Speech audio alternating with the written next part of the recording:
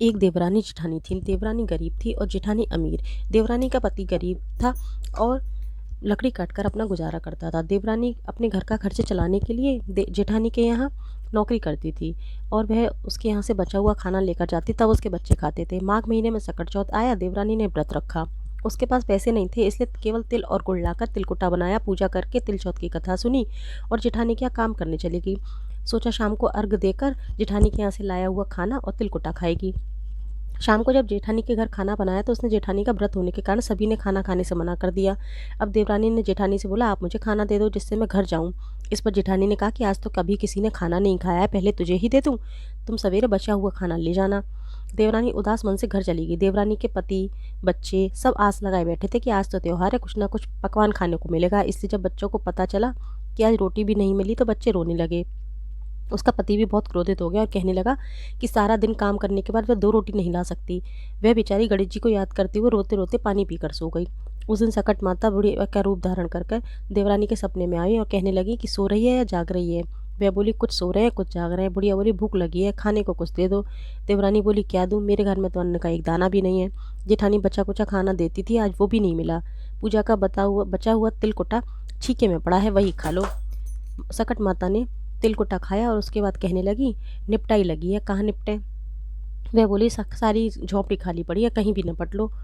तब से सकट माता बोली कि अब पहुँचूँ कहाँ। देवरानी को बहुत गुस्सा आया और उसने कब से परेशान किए जा रही है। बोली, लो मेरे माथे से पहुँच लो। देवरानी जब सुबह उठी तो यह देखकर हैरान रह गई कि पूरा घर हीरे और मोतियों से जगमगा उठा था। उस दिन देवरानी जेठानी के काम करने नहीं गई। जेठानी ने कुछ देर तो राह देखी, फिर बच्चों को देवरानी को बुलाने भेजा। जेठानी ने सोचा कल खाना नहीं दिया था, इसलिए देवरानी बुरा मान गई होगी। बच्चे बुलाने गए। देवरानी ने कहा कि बेटा, बहुत दिन तेरी माँ के यहाँ काम कर लिया। बच्चों ने घर जाकर माँ से कहा कि चाची का पूरा घर हीरों और मोतियों से जगमगा उठा है। जेठानी दौड़कर देवरानी के पास आई और पूछी, यह सब कैसे हो गया। देवरानी ने उसके साथ जो कुछ हुआ वह सब उसको बता दिया और उसने भी वैसा ही करने की सोची। उसने भी सकट चौथ के दिन तिलकुटा बनाया। रात को सकट माता उसके भी सपने में आई और बोली, भूख लगी है, मैं क्या खाऊं। जेठानी ने कहा, आपके लिए छीके में रखा है, फल और मेवे भी रखे हैं, जो चाहो खा लो। सकट माता बोली, अब निपटे कहाँ। जेठानी बोली, मेरे महल में कहीं भी निपट लो। फिर उन्होंने कहा कि अब पहुँचूँ कहाँ। तो जेठानी बोली, कहीं भी पहुँच लो। सुबह जब जेठानी उठी तो घर में बदबू और गंदगी के अलावा कुछ नहीं था। यह सकट माता, जैसे आप देवरानी पर कृपा की वैसे ही सब पर कर। एक बुढ़िया अपने बेटे के लिए सकट चौथ का व्रत करती थी। शाम को हलवा पुए बनाकर खाती। एक बार पड़ोसियों ने उसके बेटे को सिखा दिया कि तू तो सारा दिन मेहनत करता है और तेरी माँ रोज़ शाम को हलवा पूड़ी खाती है। बेटे को बड़ा गुस्सा आया। उसने घर आकर माँ से कहा, माँ मैं काम करने परदेस जा रहा हूँ। माँ ने बहुत समझाया पर बेटा नहीं माना और चलते समय माँ ने बेटे को सुपारी और धान दिए और कहा, बेटा जब तुझ पर सच्चे मन से चौथ करती होंगी तो सकट के समय यह सुपारी और धान तेरी सहायता करेंगे। बेटा उन्हें लेकर चल दिया।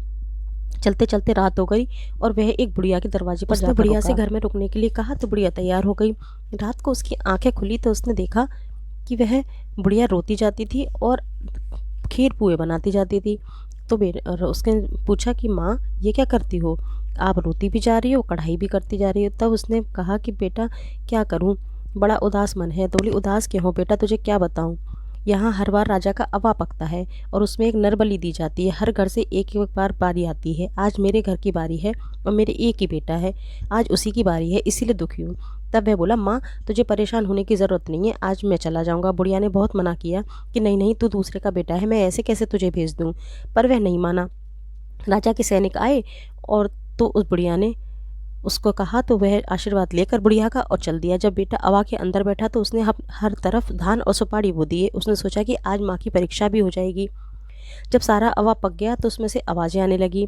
सैनिकों ने जाकर राजा को सारी बात बताई। राजा स्वयं आकर देखा तो देखा आश्चर्यचकित रह गया, क्योंकि पहले तो अवा 6 महीने में पकता था और एक दिन में ही पक गया। क्योंकि और अंदर देखा जब अवा को खोला गया तो बुढ़िया का बेटा अंदर बिल्कुल सही सलामत मिला। चारों तरफ धान और सुपारी जगमगा रहे थे।